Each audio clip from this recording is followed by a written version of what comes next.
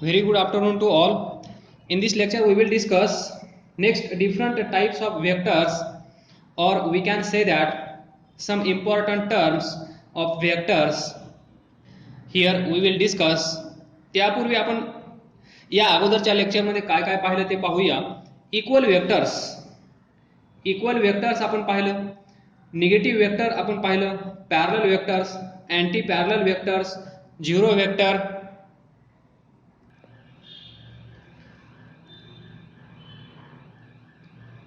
Parallel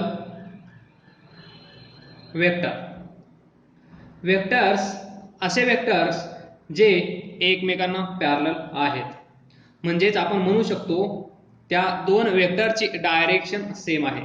तर पहा, हा वेक्टर ए, हा वेक्टर बी. तर या दोन वेक्टरची डायरेक्शन सेम आहे. या दोन वेक्टरची डायरेक्शन सेम आहे. तर आय होप पॅरलल वेक्टर तुम्हाला समजला असेल. पॅरलल वेक्टर एकदम सोपा आहे. त्यानंतर अँटी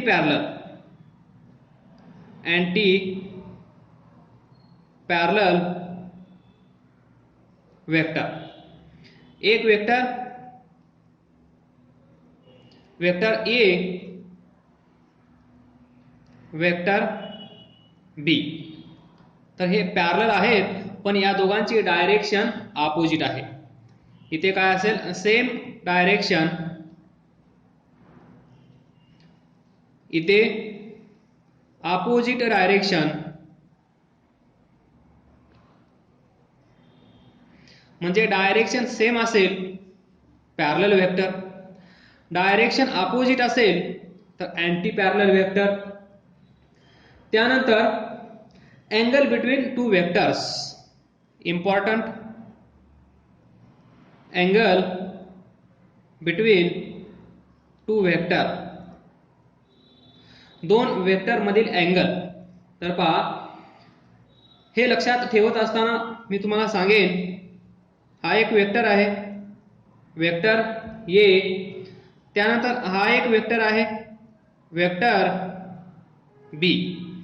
तर वेक्टर ए, वेक्टर बी या दोघांमध्ये आपण कन्सिडर करू अँगल थीटा. सो थीटा काय आहे, angle between vector A, vector B. Vector A and vector B या दोघांमधील अँगल थीटा. तर इथे एक गोष्ट तुम्हाला लक्षात ठेवायची आहे, ती म्हणजे इथे दोन अँगल तयार होत आहेत. कोणते दोन अँगल तयार होत आहेत, हा थीटा एक आणि हा अँगल एक. तर पहा, हा पण एक अँगल आहे आणि हा एक अँगल आहे. तर अँगल बिटवीन टू वेक्टर्स, जेव्हा असं आपण केव्हा म्हणू पुढे in future, angle between two vectors, दोन वेक्टर मधील अँगल, जेव्हा जेव्हा आपण असं बोलू किंवा प्रॉब्लेम मध्ये तुम्हाला जिथे जिथे असं दिसेल तिथे तुम्ही समजून जायचं, हा जो अँगल असेल तो अँगल कुठला असेल. इथे दोन अँगल आहेत, समजा हा थीटा 2 आणि हा theta 1. From this observation we can say theta 1 is less than theta 2. theta 2 greater आहे, theta 1 lesser आहे, बरोबर. theta 1 less than theta 2. तर जेव्हा केव्हा आपण आजपासून पुढे असं म्हणणार अँगल बिटवीन टू वेक्टर्स, दोन वेक्टर मधील अँगल, तेव्हा तुम्ही हा अँगल घ्यायचा नाही, तर हा अँगल तुमच्या लक्षात आला पाहिजे, which is smaller of two angles between vectors. ही झाली एक गोष्ट. आता दुसरी गोष्ट, तर पहा, ज्या वेळेस आपण अँगल बिटवीन टू वेक्टर्स असं डिस्कस करत आहोत त्यावेळेस लक्ष द्यायचं. पहा, हे एंड हे टर्मिनल म्हणजे काय असतं? टेल. हे टर्मिनल काय असतं? हेड. Tail head. तर इथे पहा, वेक्टर ए चा टेल इथे आहे, वेक्टर ए चा हेड इथे आहे. त्यानंतर पहा, वेक्टर बी चा टेल इथे आहे, वेक्टर बी चा हेड इथे आहे. तर कंडिशन पहा, जेव्हा जेव्हा दोन वेक्टर एकमेकांना असे इंटरसेक्ट होतात, हा एक वेक्टर आणि जिथे वेअर क्वेश्चन मार्क. तर पहा, इथे इंटरसेक्शन झालेलं आहे. तर वेक्टर ए चा टेल आहे, वेक्टर बी चा टेल आहे. जेव्हा दोन वेक्टरचे एकमेकांना टेल भेटतात, तर पहा, हा एक वेक्टर ए, दुसरा वेक्टर बी. तर या वेक्टरचा टेल इथे आहे, या वेक्टरचा टेल इथे आहे. जिथे या दोन वेक्टरचा टेल भेटत आहे तिथे अँगल तयार होतो. So angle between two vectors, जेव्हा जेव्हा तुमच्या पुढे आजपासून येईल अँगल बिटवीन टू वेक्टर्स असं, तेव्हा तुम्हाला हे सर्व आठवलं पाहिजे. कोणता अँगल? जेव्हा दोन लाईन एकमेकांना इंटरसेक्ट करतात तेव्हा दोन अँगल तयार होतात, हा एक अँगल. तर या दोन अँगल पैकी जो छोटा, दॅट इज छोटूसा अँगल बिटवीन टू वेक्टर, तो असेल अँगल बिटवीन टू वेक्टर. तर हा मोठा अँगल नसेल. त्यानंतर दुसरी condition, that is smaller of two angles between vectors. हे तुमच्या लक्षात आलं. पण हा अँगल कुठे कन्सिडर करायचा? जेव्हा जेव्हा दोन वेक्टरचे टेल एकमेकांना भेटतात, दोन वेक्टरचे टेल एकमेकांना जिथे भेटतात तिथे अँगल तयार होत असतो. तर मी तुम्हाला एक्झाम्पल देईन. तर पहा, हा एक वेक्टर आहे, वेक्टर ए, टेल इथे आहे याचा, हेड इथे आहे याचा. त्यानंतर दुसरा वेक्टर असा आपण कन्सिडर करूया, हा वेक्टर बी. तर वेक्टर बी चा टेल इथे आहे, हेड इथे आहे. तर पहा, वेक्टर ए, वेक्टर बी या दोन वेक्टर मध्ये अँगल तयार इथे झाला आहे, याला आपण थीटा म्हणतो, that is angle between two vector. पण इथे तुम्हाला लक्षात ठेवावं लागेल, जो दुसरा वेक्टर आहे आणि जो पहिला वेक्टर आहे, पहिल्या वेक्टरचा हेड इथे आहे, दुसऱ्या वेक्टरचा टेल इथे आहे. तर हा अँगल चुकीचा आहे, रॉंग. हा अँगल जर तुम्ही कन्सिडर केला तर ते चुकीचं असेल.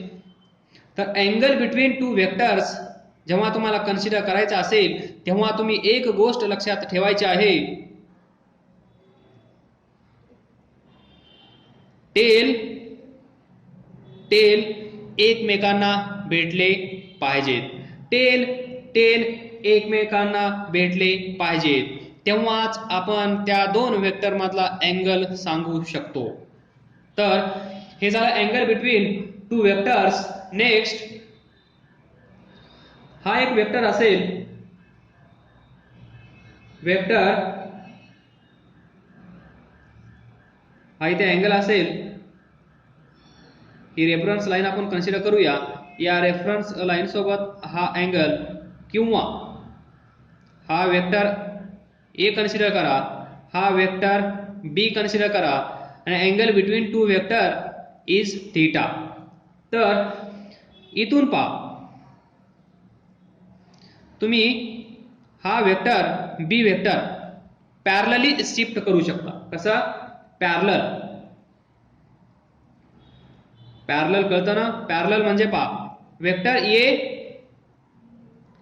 तिथेच आहे, वेक्टर ए तिथेच आहे, हा बी वेक्टर तुम्ही पॅरलली असा शिफ्ट करू शकता. आता पहा इथे हा वेक्टर बी असा तुम्ही ट्रान्सफर शिफ्ट करू शकता. जिथे तुम्हाला गरज पडेल तिथे तुम्ही हा वेक्टर घेऊन जाऊ शकता. म्हणजे कसं करणार? पहा इथे हा वेक्टर बी आहे, हा वेक्टर ए आहे, तर आपल्याला angle between two vectors find करायचा आहे. पण हा पहिला वेक्टर आहे, पहिल्या वेक्टरचा हेड इथे आहे, दुसऱ्या वेक्टरचा हेड इथे आहे, पण angle between two vectors, angle between two vectors सांगण्यासाठी आपल्याला गरज कशाची असते? हे दोन वेक्टर एकमेकांना टेल टू टेल मीट झाले पाहिजेत. तर तुम्ही काय करणार? या वेक्टरला पॅरलली शिफ्ट करणार. म्हणजे हा वेक्टर तुम्ही इथे दाखवणार, वेक्टर बी. तर पहा आता या वेक्टर बी चा टेल इथे होता, आता पहा टेल पहिल्याचा टेल दुसऱ्याचा एकत्र आले. मग आता तुम्ही सांगू शकता sir angle between vector A and vector B is theta. तर हा थीटा रॉंग होता, हा थीटा असेल करेक्ट अँगल. तर ही छोटीशी कन्सेप्ट तुम्हाला समजली असेल तर ज्यावेळेस आपण कुठलाही वेक्टर पॅरलली शिफ्ट करतो त्यावेळेस त्या वेक्टरची व्हॅल्यू चेंज होत नाही. So if a vector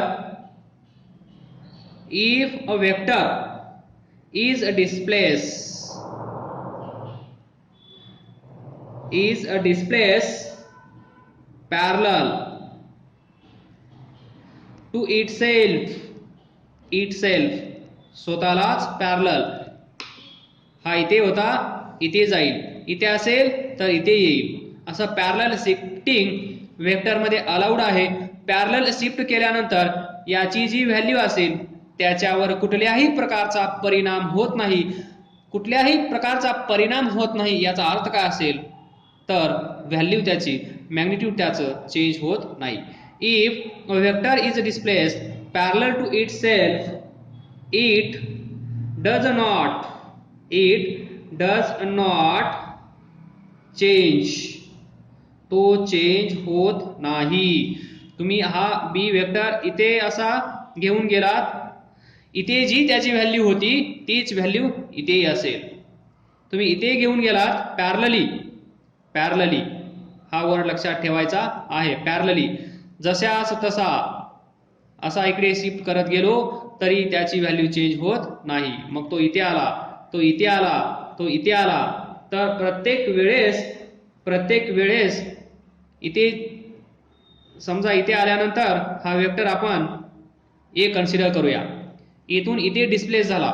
if vector is displace parallel to itself, vector सुरुवातीला इथे आहे, आता वेक्टर इथे आला तर त्याची व्हॅल्यू आपण वेक्टर ए अशी कन्सिडर करू. तर इथे आपण लिहू शकतो vector B is equal to vector A. म्हणजे दोन्ही वेक्टर सेम असतील तर घाबरू नका, इथून इथे घेऊन जाण्यासाठी गरज पडेल त्यावेळेस आपल्याला वेक्टर शिफ्ट करावे लागतात आणि parallel shifting of vectors is allowed. Parallel shifting of vector is allowed because it does not change. Next, unit vector. Unit vector म्हणजे काय? हा एक सिंपल टॉपिक आहे. तर पहा वेक्टर म्हणजे काय तुम्हाला आता थोडं समजत असेल. A vector having unit magnitude, असा एक वेक्टर ज्याचं मॅग्निट्यूड काय असेल युनिट म्हणजे 1. Vector having unit magnitude and in given a direction is a unit vector. छोटीशी कन्सेप्ट आहे. तर समजा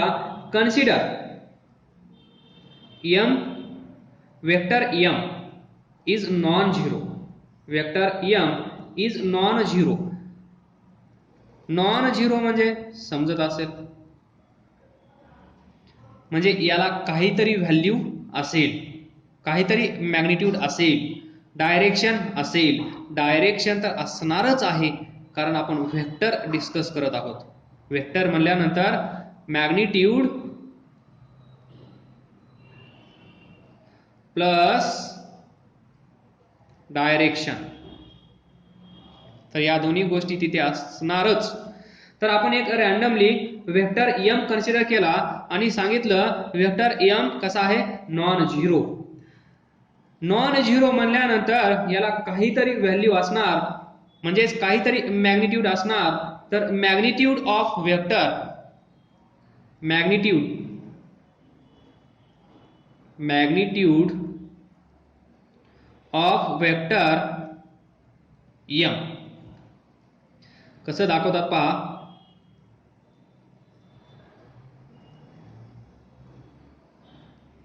तर याचा अर्थ तर पहा, राईट साईडला पहा, जेव्हा असं वेक्टर मध्ये लिहिलेलं असेल तर याचा अर्थ काय असेल, याला रीड कसं करायचं, magnitude of vector m, magnitude of vector m, magnitude of vector m.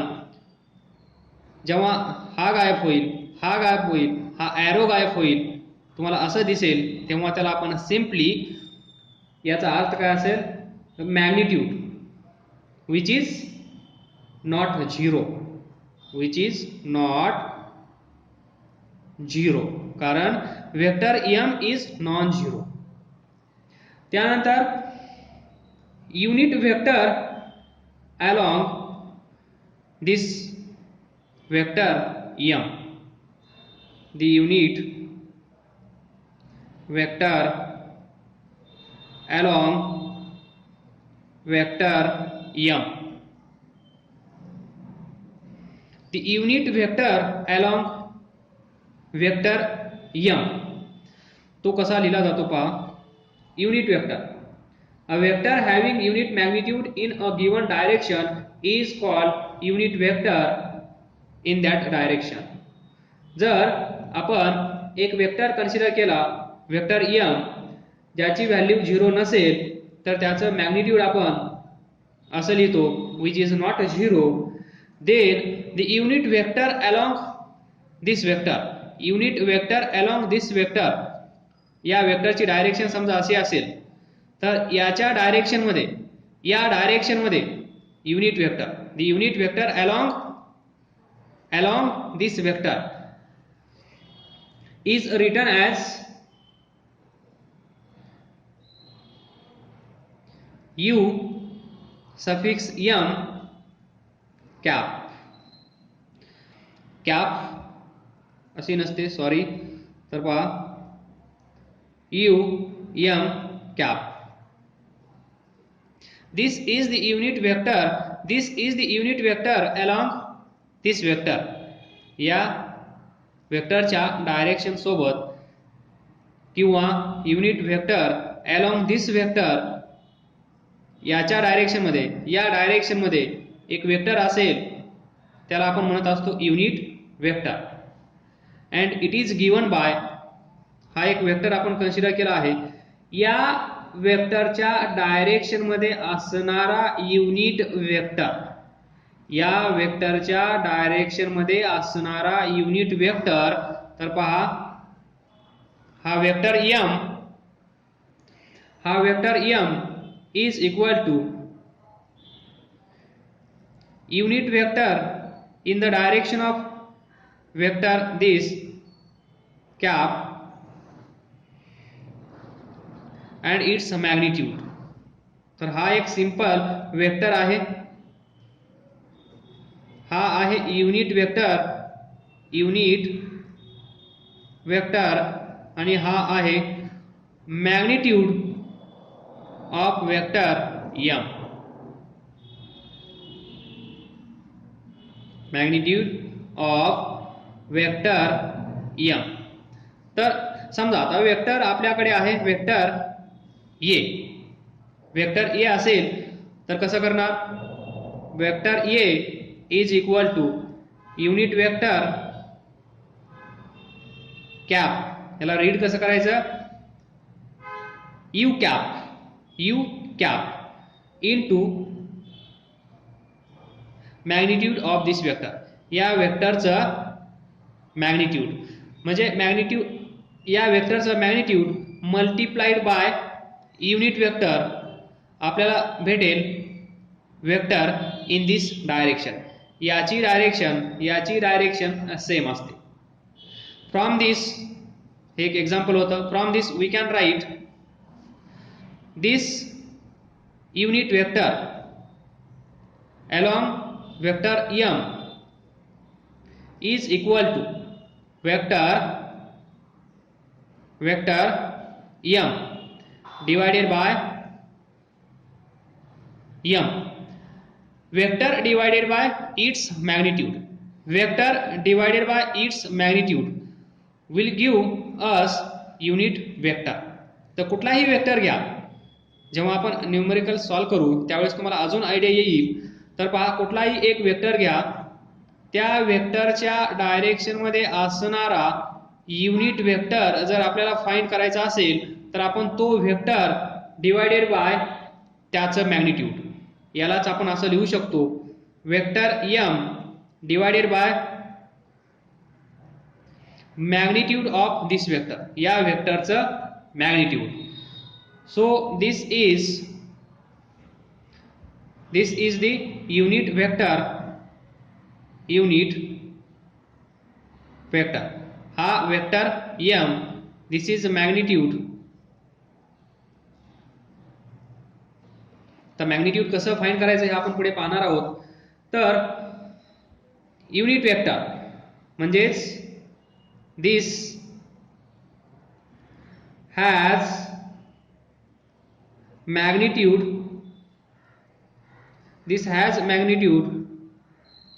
unity and has direction same, same direction म्हणजे हा वेक्टर m, याची जी डायरेक्शन असेल, या वेक्टर m ची जी डायरेक्शन असेल तीच डायरेक्शन या युनिट वेक्टरची असेल. ऑलवेज कुठलाही वेक्टर असू द्या, त्या वेक्टरचा युनिट वेक्टर, याचा युनिट वेक्टर त्याच्याच डायरेक्शन मध्ये असतो. याची डायरेक्शन असे असेल तर याच डायरेक्शन मध्ये याचा युनिट वेक्टर असणार, त्याचा युनिट वेक्टर असणार, ज्याची value this has magnitude unity and has direction same, त्याच डायरेक्शन मध्ये तो असतो. पण आपण फिजिक्स मध्ये आपल्याला माहित आहे, फिजिक्स मध्ये आपल्याला काय माहित आहे, दिस माहित आहे, this is X axis, Y axis, Z axis, X Y Z axis, X Y Z axis.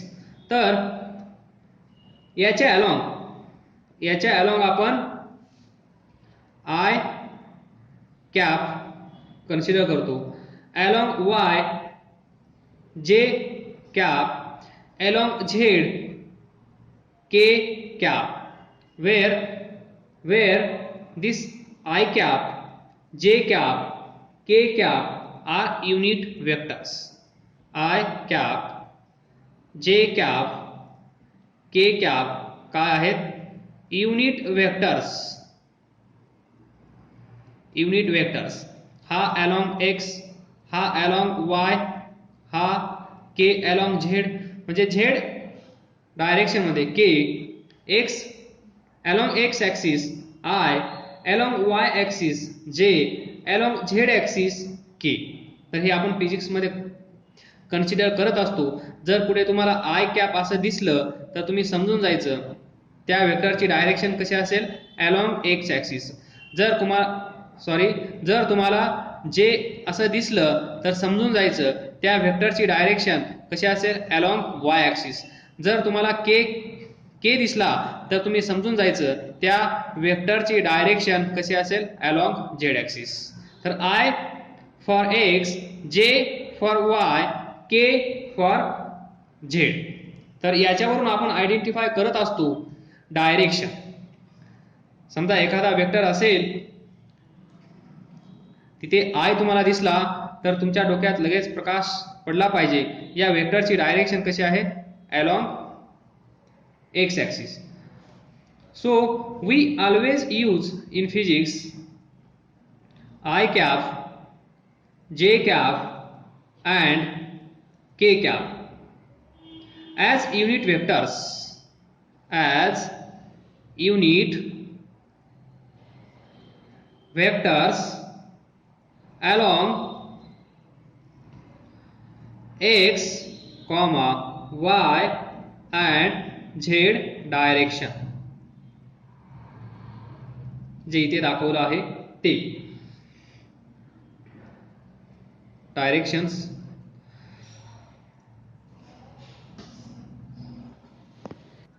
Now we will consider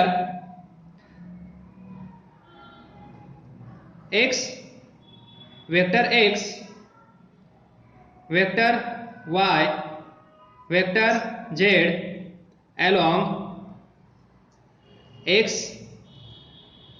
axis, vector y along y axis, vector z along z axis. तर आता आपल्याला find करायचं आहे unit vector along x axis, unit vector along x axis. तर पहा, vector x along x axis, vector y along y axis, vector z along z axis. तर to find unit vector, to find unit vector, unit vector along x axis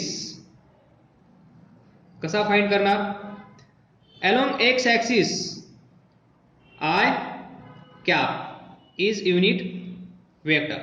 So I cap is equal to, कसा find करतो आपण, vector divided bye its magnitude, vector divided by its magnitude. This is the unit vector along x axis, along x axis. त्यानंतर to find unit vector along y axis, along y axis, along y axis j cap is equal to vector y divided by its magnitude. Simply we can write vector divided by y. y म्हणजे magnitude of this vector. इथे पण तुम्ही लिहू शकता x, vector x divided by x.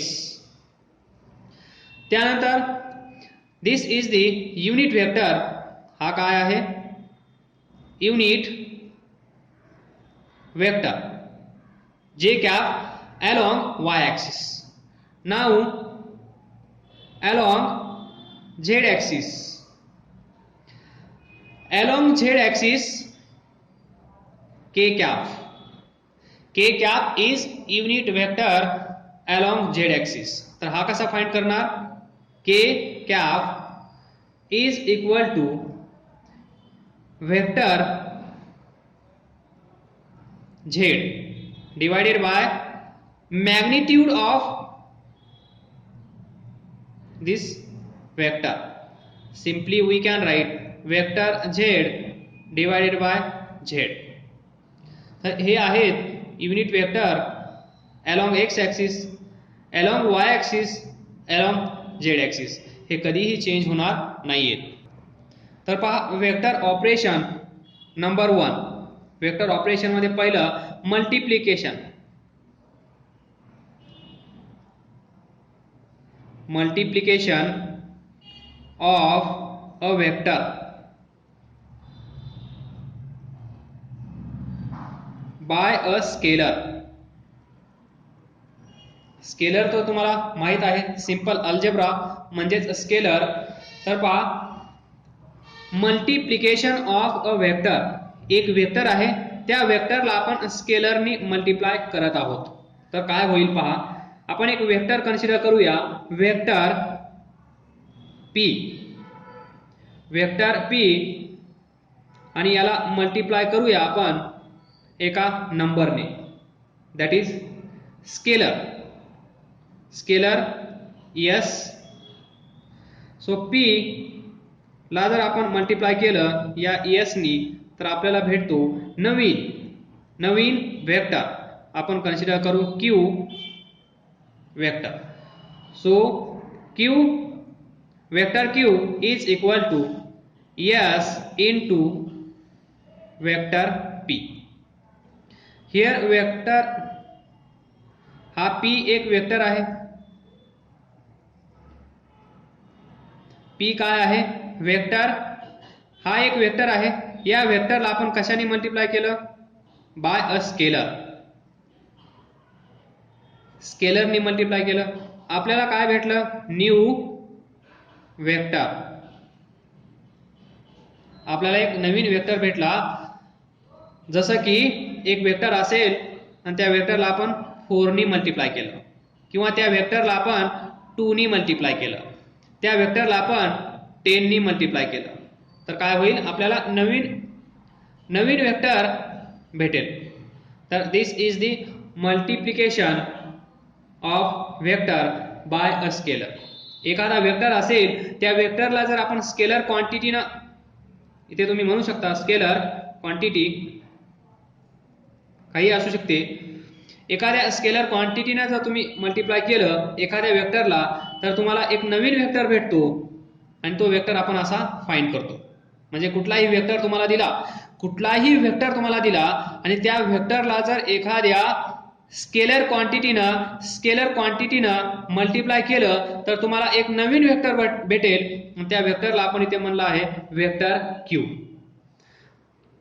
Please note here, हा जो नवीन vector आहे, हा जो नवीन वेक्टर असेल, याची डायरेक्शन काय असेल, याचं मॅग्निट्यूड काय असेल.